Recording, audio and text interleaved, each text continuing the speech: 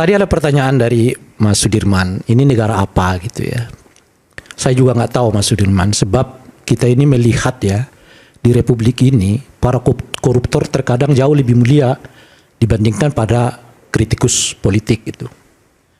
Para koruptor dihukum ringan, balik dari penjara, bisa jadi pejabat lagi. Di beberapa pilkada mereka terpilih kembali yang menjadi anggota DPR. Bung Aiman kadang-kadang manggil juga datang di forum ini untuk berbicara begitu ya. Dan umumnya yang mereka tidak mau pernah satu panggung dengan mereka. Iya, saya udah sampaikan itu kepada Bung Aiman. Kadang-kadang lepas juga. Karena tiba-tiba sorenya baru dikasih informasi narsumnya ini gitu. Nah, itulah Republik kita ini.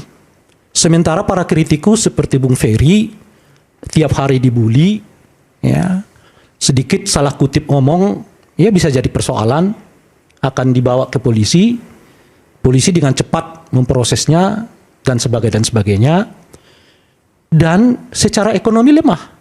Backup politik juga lemah. Nah, ini Republik kita ini. Oleh karena itu, nggak ada orang yang merasa bahwa korupsi itu sesuatu yang salah. Karena dia bisa kembali ke posisi itu. 5 tahun berapa itu? Kan di pilkada kita yang sekarang itu beberapa dibatalkan Mahkamah Konstitusi karena ada sebagian orang mantan napi yang belum deklarasi ikut lagi di pilkada dan lolos di KPU maupun dari pengawasan Bawaslu dan sebagainya gitu. Nah, inilah Republik yang memuliakan para koruptornya tapi meminggirkan para oposisi, meminggirkan para kritikus. Kritikus itu dianggap sebagai jenis makhluk yang mengancam kedaulatan negara, mengancam keutuhan negara, ya, sehingga dikirim buzzer untuk menyerangnya. Lihat sedikit ada pernyataan dia, seilap saya sedikit, langsung polisikan. Ingat ya, di pemerintahan Pak Jokowi berapa orang yang sudah ditetapkan sebagai tersangka kasus makar. Makar loh Pak. Ada nggak koruptor yang dipidana dengan pidana makar? Rasanya belum ada. Gitu.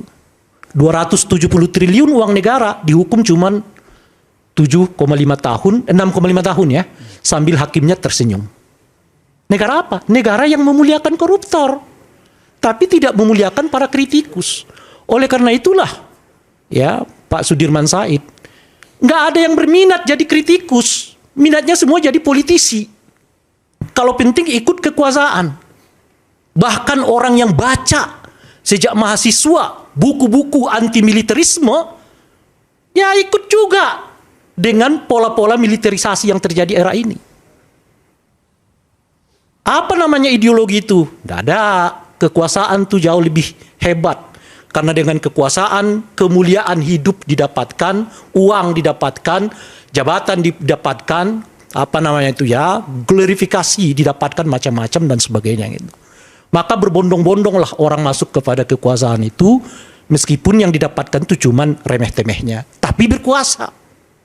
Yang penting itu jabatan berkuasa itu. Nah, di kekuasaan itu orang bisa memutar semua. Hal yang ia tidak suka jadi suka. Hal yang ia tentang jadi kemudian sebaliknya. Dan muncullah glorifikasi. Oh, pemerintah sekarang hebat, pemerintah sekarang hebat, pemerintah sekarang hebat. Dan sebagainya gitu. Nah, itu yang kita hadapi sekarang ini. Oleh karena itu ya kita harus beri mungkin ya respek pada apa yang seringkali diingatkan oleh Cak Nur dahulu ya. Saya pernah undang beliau untuk bicara tentang apa sih sebetulnya makna beroposisi itu. Beliau tekankan betul.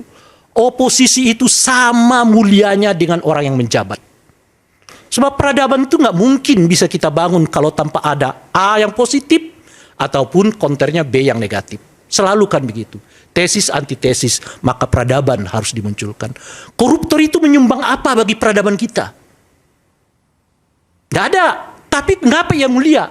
Karena kekuasaan selalu berinteraksi dengan mereka gitu. Itu yang pertama. Nah, yang kedua, di kita ini dari dahulu pola penanganan korupsi itu berawal dari pinggiran.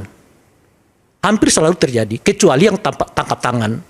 1-2 ketua umum partai pernah tangkap tangan, ya diperiksa oleh KPK, dijatuhi hukuman.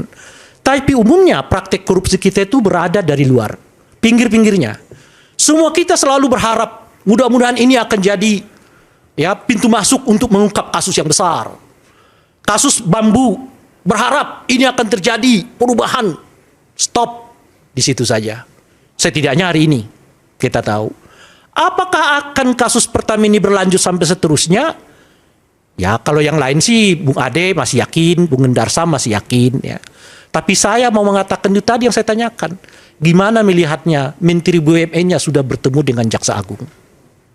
Bagaimana melihatnya tiba-tiba Menteri SDM-nya mengatakan nggak ada itu namanya oplosan? Bagaimana melihatnya ketika kita melihat DPR-nya justru ya melakukan sidak dan mengungkap bahwa nggak ada yang namanya oplosan di tengah kasus ini sedang diselidiki.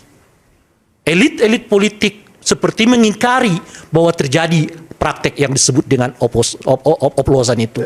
Lalu kita di tengah itu berharap ini akan naik kasusnya. Berharap lagi, berharap lagi, berharap lagi. Kita menjadi manusia yang selalu berharap untuk tidak pernah mendapatkan mimpi yang sesungguhnya. Terakhir Bung Aiman, itu lagi yang saya sebutkan tadi. Bagaimana pintu Pertamina ini dijadikan perubahan besar di era Pak Prabowo? Mohon maaf. Kita mendengar kasus tadi, ada menteri yang ngangkat adiknya jadi staf ahli, ditegur presiden enggak? Bung Ferry membawa kasus yang berhubungan dengan retret yang diduga ada tindak pidana korupsi. Kita akan lihat ditanggapi KPK enggak.